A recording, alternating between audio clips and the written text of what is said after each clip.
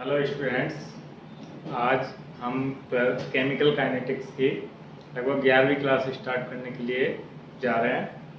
और संख्या में हो सकता है गलती हो गई हो, इसलिए नेक्स्ट क्लास है ये जो हमने पिछली क्लास के अंदर फर्स्ट ऑर्डर रिएक्शन पढ़ा था, उसके प्रॉब्लम सॉल्व की थी। अब प्रॉब्लम सॉल्व के बाद कुछ प्रॉब्लम्स और आई हैं, उनको भी मैं एक बार ले लेता हूँ। जैसे एक क्वेश्चन है, वो ये है 200 डिग्री सेंटीग्रेड पर एक प्रथम कोटि गैसीय अभिक्रिया के लिए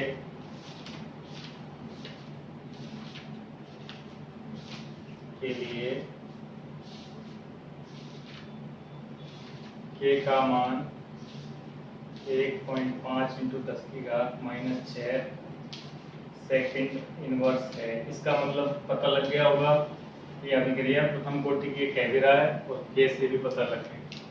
यदि अभिक्रिया 10 घंटे तक होती है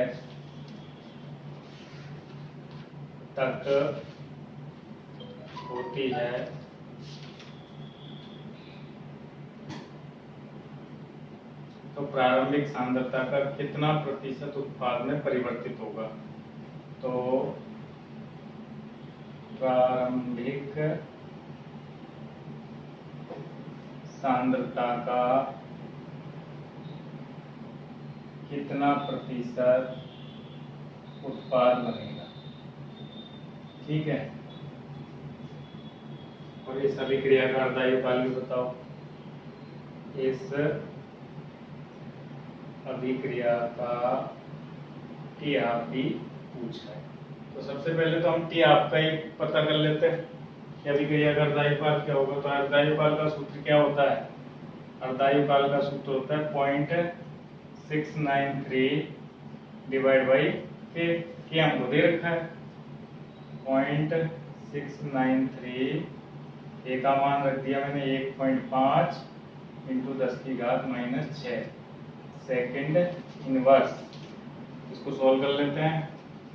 ये आप आ गया आपके 0.693, 6 को ऊपर ले आया, 1.5 सेकंड को भी ऊपर ले आया, तो उत्तर किस में आएगा? सेकंड में। अब अपन को टी आप बता देना है कितना हो गया। ये 6 0 है तो 693 और पॉइंट हट गया, तो पॉइंट हट गया तो 693 इंटू 10⁻3, क्योंकि 1000 मैंने यहाँ गुना कर दिया इसको 1.5। इसको सॉल्व कर लेते हैं। पॉइंट हटा दिया, 0 लगा दिया, 15 चौकी 60, बचा कितना? 9। 15 चौके 15 5 पीछे तो सही है, फिर बचा कितना? 9 और 3, 15 6 की 90, फिर बचेगा कितना? 0। 30 15 दूना 30 इंटू 10⁻3, इतनी टाइम लगेगा। ये उत्तर आएगा सेकंड में, ठीक है। इतने सेकंड इसका अर्धायुकाल है, लेकिन इस अर्धायुकाल को हम सेकंड में ना बता के घंटे में बताएं तो टी हाफ इक्वल टू 4 6 2 1 2 3 0 लगा दी। ये सेकंड में था तो 60 का भाग दे दिया, अब मिनट में हो गया, और 60 का और भाग दे दिया, तो अब ये हो गया घंटे में। सेकंड किस में चेंज हो गए? घंटे में। तो 2 0 से 2 0 कट गया, 6 का भाग दो 6 संते 42, बच गया कितना? 4 6 संते 42, यानी आ गया। अब ये 6 और है, 6 कम 6, बचा कितना? 17, 6 दूनी 12, तो बचा कितना 5, 5 में 50, 6 48। एक मिनट पूरा ही वाला दे देता हूँ मैं।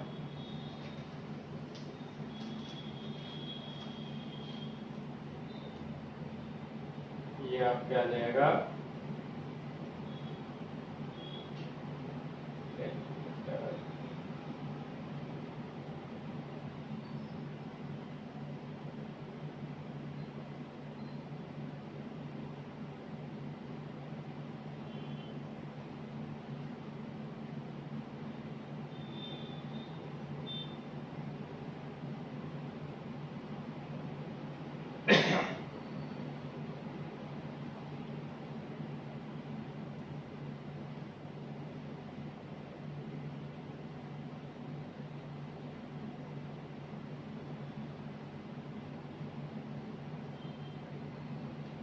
128.35। ये कितना आ जाएगा TR? ये आ गया हमारे 128.33 घंटे, ये आ गया। ठीक है, तो ये तो अर्धायु काल आ गया हमारा इसमें। अब हम उत्तर घंटे में दे रखा होगा, इसलिए मैंने घंटे में निकाला है। अब हम देख रहे हैं कि 10 घंटे तक होती है, तो प्रारंभिक सांद्रता का कितना प्रतिशत उत्पाद में चेंज हो गया, तो वो और निकाल लेते हैं। तो उसके लिए हम क्या करते हैं, अब इक्वेशन सॉल्व, अर्धायु काल निकल गई हमारी। अब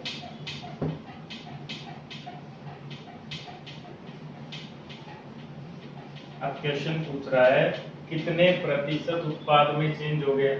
तो हम जानते हैं कि शेष सांद्रता होती है Ct और प्रारंभिक सांद्रता होती है C0, इंटू कर दो 100, तो ये होता है उत्पाद में बदलने वाला प्रतिशत। ठीक है, कि इतना प्रतिशत शेष रह गया और कितना प्रतिशत उत्पाद में बदल गया, तो वो x पूछ रहा है हमें। क्या पूछ रहा है बेटा? x। तो ये पहले हम 10 घंटे बाद x क्या होगा, उत्पाद में कितना बदला है। ठीक है, तो x निकालना है। तो हम जानते हैं कि t बराबर क्या होता है, 2.303 upon k log C0 minus x। अब हमको ये x निकालना है, तो उसके लिए पहले हम कितने घंटे बाद, 10 घंटे बाद 2.303, k का मान 1.5 इंटू 10 की घात, लेकिन ये घंटे है तो इसको भी घंटे में लिखना पड़ेगा। ठीक है, या इसको सेकंड में लिख लो। 10 घंटे का मतलब है 10 इंटू 60 इंटू 7। ठीक है, अब ये 10 घंटे में सेकंड हो गई और ये भी अब आ गया सेकंड में, और log C0 प्रारंभिक सांद्रता, C0 मान लो C0 माइनस x। ठीक है, तो हम पहले क्या कैलकुलेट कर लेते हैं, C0 माइनस x, ये कैलकुलेट कर लेते हैं। तो log C0 माइनस x, तो ये आ जाएगा आपके 10 इंटू 60 इंटू 60 इंटू 1.5 इंटू 10 की घात माइनस 6, बदल गुणा कर लिया, डिवाइड बाई 2.303। ठीक है, अब इसको सॉल्व कर लेते हैं हम। ये आएगा लगभग, ये तो बहुत बड़ी डिजिट आ गई, या कोई बात नहीं, करो। log 10 C0 माइनस x बराबर, ये आ गए 3600, इसको 1.5 से गुणा करो, फिर 10 की घात 6 डिवाइड बाई 2.303। तो बेटा हमने थोड़ा सा गलती कर दी, 10 की k का मान है 1.5 इंटू 10 की घात माइनस 6, ये मान है k का। ठीक है, तो इस मान के अकॉर्डिंग अगर अपन देखें तो इसमें अब अपन ने इसको मल्टीप्लाई कर लिया, और ये 2.303 का भाग देना है। तो 6 6 36, तो ये तो आ रहा है 3600 और एक जीरो और है 36,000 इंटू 1.5 इंटू 10⁻⁻6 बटा 2.303। अब मैं ये 3 जीरो हटाता हूँ तो ये 3 रह जाना है और 36 को 1.5 से गुणा करता हूँ तो ये आएगा 54 इंटू 10⁻³ डिवाइड बाई 2.303। अब इस 2.303 को अभी भाग 54 में दे देते हैं, गुणा कर देते हैं तो ये आएगा लगभग 23.44। 2.30 इंटू 10⁻³ इस पावर को मैं यहाँ लेके आता हूँ तो ये आएगा 0.0234। ठीक है, अब हमारे पास जो वैल्यू आई है इधर सॉल्व कर देता हूं मैं। अब हमारे पास जो वैल्यू आई है वो आई है log 10 C0 माइनस x की जो वैल्यू आ गई है वो आ गई है 0.02344। ठीक है, अब मैं आपको बता दूं कि ये जो वैल्यू होती है ये log के मान की, तो यहाँ ये वैल्यू क्या होनी चाहिए, तो आपको मैं बता दूं चूंकि log 1.07 का मान अगर आप देखोगे तो वो आएगा 0.022 के करीब। ठीक है, तो या 23 के करीब आएगा। तो मैं इस वैल्यू को, ये 1.07 का मान 0.023 आता है, आप कैलकुलेट करके देख भी सकते हैं। तो फिर मैं ये C0 और C0 माइनस x की वैल्यू क्या मान सकता हूँ, 1.07 मान सकता हूँ। तो नाउ C0 माइनस x, ये मान आपको टेबल में देखना होता है इसलिए मैंने यहाँ सीधे लिखा है 1.07, ये वैल्यू हो गई। अब क्वेश्चन ने पूछा है कि 10 घंटे बाद x का मान क्या होगा, तो हम प्रारंभिक सांद्रता को क्या मान लेते हैं, C0 माना C0 मैंने मान ली 100, प्रारंभिक सांद्रता 100 थी। ठीक है, और x आपको पूछा है और इसका रेशियो भी आपको पता है 1.07 है। तो अब x की वैल्यू फाइंड आउट कर लो, 100 माइनस cx बराबर 1.07। तो इससे यहाँ से x की वैल्यू पक्षांतरण करोगे तो 100 बराबर 100 को मल्टीप्लाई करोगे तो 107 माइनस 107x। अब 107 को इधर ले आओ, 1.07 बराबर 107 माइनस 100 यानी x बराबर क्या आ जाएगा 7/107। सही है, ये आ जाएगा, यही x की वैल्यू है। इसको सॉल्व करें, करना इसको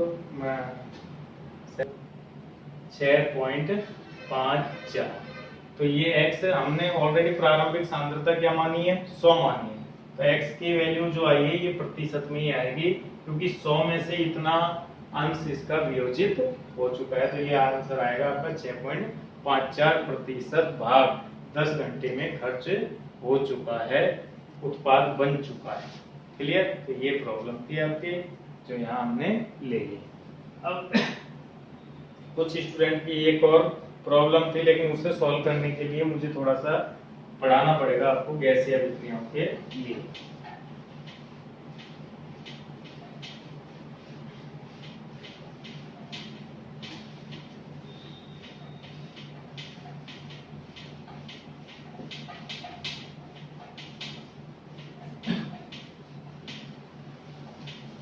अब देखिए बेटा, कुछ गैसीय प्रथम कोटि अभिक्रिया, गैसीय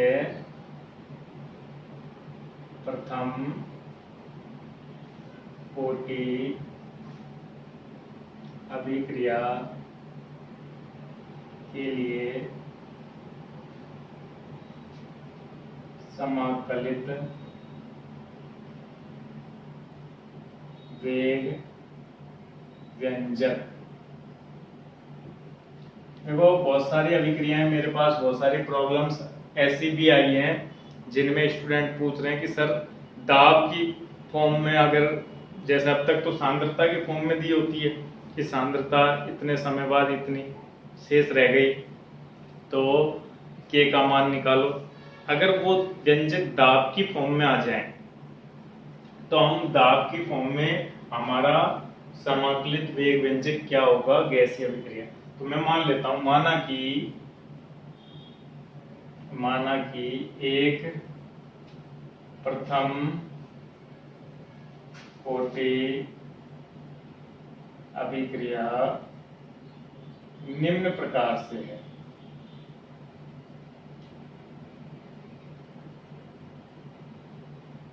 जिसमें एक गैसीय मॉलिक्यूल टूटकर दो गैसीय अणु बनाता है, बी और सी। ऐसे ही क्वेश्चन आते हैं, अगर अभिक्रिया में एक गैस का अणु दो बना रहा है तभी वैलिड होगा जो व्यंजक आएगा। अगर अभिक्रिया बदल जाएगी व्यंजक भी बदल जाएगा। लेकिन मैं इसी को क्यों ले रहा हूं, क्योंकि आपके जो अभिक्रियाएं हैं वो इसी फॉर्म में है ज्यादा से, और जो क्वेश्चन तुमने पूछे हैं वो भी इसी फॉर्म में पूछे, जिनमें एक गैसीय अणु टूटकर दो गैसीय अणु देता है। ठीक है, अब हम देख रहे हैं कि इसका आपको डेटा जो दिए जाते हैं वो ऐसे दिए जाते हैं कि अभिक्रिया के जो डेटा होते हैं उसमें टाइम होता है एक तरफ और एक तरफ होता है दाब। ठीक है, टाइम 0 होता है, दाब P0 होता है, टाइम T होता है, दाब PT होता है, ऐसे दाब है। तो इसका ये मीनिंग होता है कि प्रारंभिक दाब हमें प्रश्न ने दे रखा है और हम जानते हैं कि हमको प्रारंभिक मोल होते हैं, ए मान के चलता हूं मैं कि प्रारंभ में ए मोल है, तो ये गैस के मोल तो 0 होंगे। तो यानी प्रारंभिक दाब है जो प्रारंभिक सांद्रता के सीधे समानुपाती होता है। तो नाउ हम कह सकते, क्योंकि इनके सांद्रता तो 0 है ना, तो इन गैसों के कारण तो कोई दाब प्रोड्यूस होगा ही नहीं, तो इनके कारण दाब नहीं है। तो ये जो दाब है प्रारंभिक दाब, वो केवल और केवल एक ही सांद्रता जो भी लिए उसके समानुपाती होगा। तो नाउ मैं ये कह सकता हूं P प्रारंभिक सांद्रता A0 भी मान सकते हैं जो समानुपाती है P0 के, या मैं इसको ऐसे नहीं मानूं तो मैं मानता हूं C0 सांद्रता किसके समानुपाती है, P0 के। ठीक है, ये हो गई प्रारंभिक जगह की बात। अब हम देखते हैं थोड़े समय बाद ये A0 में से X वियोजित हो जाता है, तो इसके मॉलिक्यूल कितने बन जाएंगे, X और X, क्योंकि रस समीकरण में एक है, तो ये अगर X वियोजित होगा तो ये भी X मॉलिक्यूल बनेंगे और इसके भी X मॉलिक्यूल बनेंगे। अब टोटल मॉलिक्यूल कितने हो गए, अब कुल अणु हो गए हमारे पास, कुल सांद्रता हमारे पास हो गई है, वो तो हो गई है A0 माइनस X, ये तो इसकी हो गई एक ही, और इसकी कितनी हो गई X, और इसकी भी कितनी हो गई X। ठीक है, तो यानी टोटल हो गई हमारे पास X से X कट गया A0 प्लस X, और इस सांद्रता के कारण दाब कितना है T समय पर PT है, क्योंकि T समय की बात की स्थिति T समय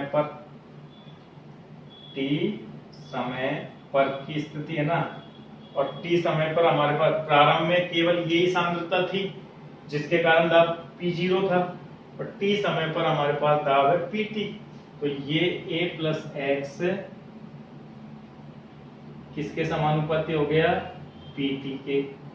ठीक है, और A0 किसके समानुपाती था, P0 के, तो मैं इसको यूं भी लिख सकता हूं P0 प्लस X समानुपाती PT। ठीक है, अब X की वैल्यू यहां से क्या हो जाएगी, तो ये नाउ यहां से X की वैल्यू हो जाएगी X proportional to PT minus P0। ठीक है, अब देखो, अब इधर आ जाइए कि प्रथम कोटि अभिक्रिया के लिए समाकलित दर नियम, प्रथम कोटि अभिक्रिया के लिए समाकलित दर नियम जो कि होता है T बराबर 2.303 upon K log C0 minus x. अब C0 को मैं यहाँ A0 मान रहा हूं, तो A0 माइनस एक्स ये हो गई। अब देखो बेटा, अगर ये तो तब है जब आप सांद्रता की फॉर्म में लेके चलते हो क्वेश्चन को। अगर आप सांद्रता की फॉर्म में नहीं लेके चलते हो तो t बराबर 2.303 अपॉन के log 10 A0 की वैल्यू कितनी है? A0 किसके प्रोपोर्शनल है? P0 के। तो यहाँ तो क्या जाएगा? P0 अपॉन A0 फिर से किसके समानुपाती है? P0 के, माइनस x किसके समानुपाती है? x हो गया PT माइनस P0। ओके, अब मैं इसको वापस खोल लेता हूं, तो t इक्वल टू 2.303 अपॉन के log 10 P0 डिवाइड बाई, ये इधर गया है ना, डिवाइड बाई P0 आ जाएगा माइनस का, माइनस माइनस प्लस, तो P0 कितना हो गया? 2P0 minus PT। अब आप इससे सीधे ही क्वेश्चन, आपको जब टेबल इस फॉर्म में होती है, आपको क्या चाहिए? एक तो प्रारंभिक दाब चाहिए, प्रश्न दे के चलता है 0 पे, आपको दे रखा है 0.5, 100 से t बराबर 100 सेकंड बाद आपको दे रखा है 0.512। तो ये वैल्यू कहाँ पुट करोगे? ये वैल्यू यहाँ पुट करोगे। ये वैल्यू कहाँ पुट करोगे? समय पे। ये वैल्यू कहाँ पुट करोगे? PT की जगह, आपको के निकल के सामने आ जाएगा। अब उस क्वेश्चन को जो आपने भेजा है मुझे, जिन स्टूडेंट, 2 स्टूडेंट ने मुझे सेम क्वेश्चन भेजा है, तो मैं आपको बता दूं कि वो क्वेश्चन अब आप खुद भी सॉल्व कर सकते हैं। इसमें वैल्यूज रखना, आपका क्वेश्चन सॉल्व हो जाएगा। ठीक है, तो आज ये 2 प्रॉब्लम्स मैंने ली हैं। दाब के रूप में कई क्वेश्चंस दे रखे हैं, आप उन्हें खुद सॉल्व करें। अब भी नहीं होता है तो नेक्स्ट क्लास में मुझे बता दें, ये नहीं हुआ मैं ले लूँगा, शामिल कर लूँगा। ठीक है।